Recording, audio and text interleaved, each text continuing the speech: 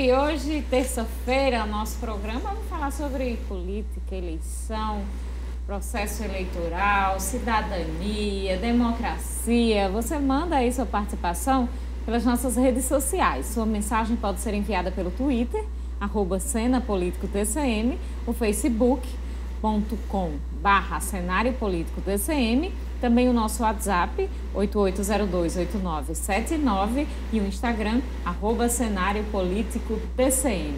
Boa noite, Vanúvio. Boa noite, Carol. Boa noite para você, minha amiga telespectadora. Boa noite para você, meu amigo telespectador.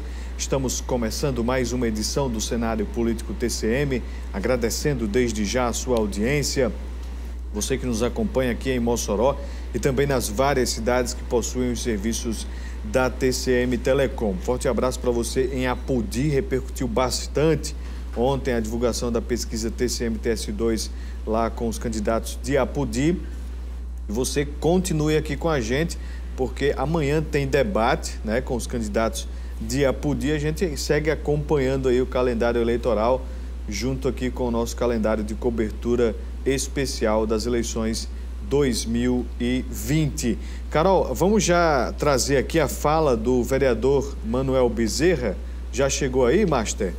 A gente vai trazer essa fala daqui a pouquinho, né? Porque tanto o vereador Manuel Bezerra, que busca a reeleição, quanto a vereadora Isabel Montenegro, que desistiu de disputar a reeleição, eles falaram sobre esse problema que eles enfrentam na justiça. Eles não tiveram os registros deferidos pela justiça aqui em Mossoró, a justiça eleitoral, e também na segunda instância. A candidata agora de Isabel é sua filha, né, Carol? Pois é, como a gente explicou ontem aqui, ela resolveu, por ser o último dia da substituição, do prazo legal para substituição de candidatura, ela resolveu, diante da situação desfavorável na segunda instância, resolveu fazer a substituição pela sua filha, a Carmen Júlia, que a partir de agora utiliza o nome Carmen Júlia de Isabel. Ela vai estar na campanha, Isabel vai estar ao lado dela. No próximo bloco a gente traz a fala dela, que detalha informações sobre este assunto. Ela tomou um caminho diferente do vereador Manuel Bezerra, porque o vereador Manuel Bezerra resolveu pagar para ver, diz que vai recorrer até a última instância, que vai manter a candidatura, continua sua campanha. Pode ser que dê certo, porque ele ainda tem chance de se defender, de entrar com recurso na justiça, lá no TSE. Pode ser que não dê, e aí ele fica com a candidatura indeferida. Se por acaso o processo correr até depois da eleição e se ele for eleito, pode perder o mandato. E essa insegurança jurídica foi o que levou aí a candidata Isabel e também o candidato Daniel Gomes, também do MDB, a procurar uma substituição no período determinado pela Justiça Eleitoral. Cláudio Honor dos Santos também enfrenta essa mesma problemática na Justiça, mas ainda não deu declarações sobre este processo. A gente tem aqui a participação do Alcides Andrade. Ele faz uma observação aqui, ele diz assim: ela não retirou não, ela foi impedida. Pois é, só que ela ainda, como ainda tinha chance de recorrer, ela ainda poderia continuar, poderia pagar para ver, né, Alcides? Ela poderia fazer do jeito do vereador Manuel Bezerra. Ele está concorrendo aí sob júdice. Então, impedida, ela não mais, mas impedido ele vai estar se o TSE, o Tribunal Superior Eleitoral, mantiver o indeferimento. Aí sim a gente pode dizer, mas até que se chegue ali ao último recurso, ele ainda segue com a candidatura. Podemos iniciar, Carol? Não chegou ainda o nosso material, a gente pode iniciar a entrevista desta terça-feira. Vamos começar então nossa conversa com a professora Andréa Linhares, que já está aí conectada. Professora, esse é um momento que acontece de 2 em 2 anos. A gente costuma falar muito aqui na nossa programação sobre a importância de uma eleição, sobre a necessidade das pessoas ficarem atentos, sobre maneiras das pessoas entenderem o processo, as pessoas buscarem informações sobre esse processo, sobre os candidatos, para a escolha do seu voto, mas a gente tem a sensação que muita gente ainda não gosta disso. Tanto é que a gente vem vendo aí nas últimas eleições alto número de abstenções, de votos nulos, de votos brancos. Eu queria que a senhora falasse um pouquinho desse comportamento, para a gente começar, da sociedade em geral, de negar a política, negar o processo eleitoral, negar esse processo de eleição. Boa noite. Boa noite, Carol. Boa noite, Vonúvio. Boa noite, telespectador da TCM. Bem, Carol, obrigada pelo convite. Sempre um prazer poder estar conversando aqui de política aqui com vocês, com o telespectador. Tema importante, né, Carol, nesse contexto que a gente está aí pré-eleitoral. Temos um processo eleitoral com algumas peculiaridades agora em 2020, como a pandemia que não interrompeu o processo, mas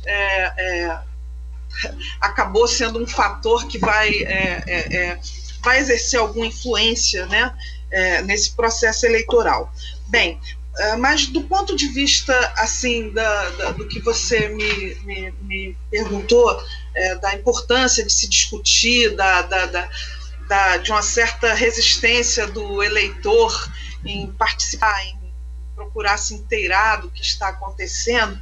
Bem, eu não tenho assim tanta com relação a abstenções, a uma certa ausência de interesse por parte da política. Isso é um sentimento geral, né, Carol? É um sentimento geral presente nas democracias, não é uma peculiaridade nossa. O nosso problema tem as nossas motivações particulares aqui, nossas circunstâncias próprias que estão associadas a esse comportamento. Mas esse comportamento não é um comportamento dessa eleição e nem um comportamento nosso, né? A pesquisa sobre dados eleitorais gerais, elas mostram cada vez um nível maior de abstenção, de votos nulos, votos brancos, enfim, as pessoas não estão interessadas. O sentimento antipolítica, ele é um sentimento que a gente teve um sentimento muito forte antipolítica desde 2016, acho que eclodiu em 2018. Em 2018 foi muito forte o sentimento antipolítica, especialmente eu entendo que associado às consequências, né, os desdobramentos da Operação Lava Jato, que expôs as vísceras da vida política aí dos nossos quadros tradicionais. Então, uma grande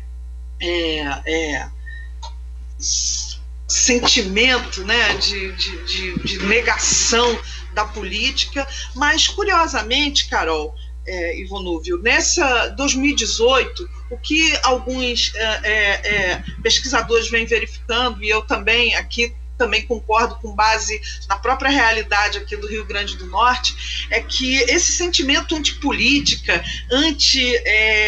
quadros que colocou como principal vítima, vamos dizer assim, os quadros tradicionais da política, e aqui no Rio Grande do Norte também foi emblemático em 2018, né? Para mim tem um fato que eu acho que é extremamente significativo, que foi a eleição da governadora Fátima Bezerra.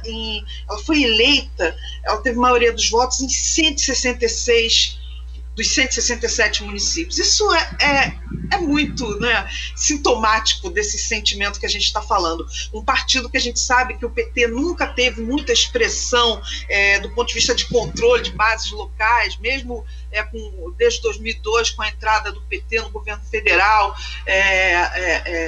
no comando do governo, o PT não conseguiu ampliar sua estrutura, né, suas bases de apoio local.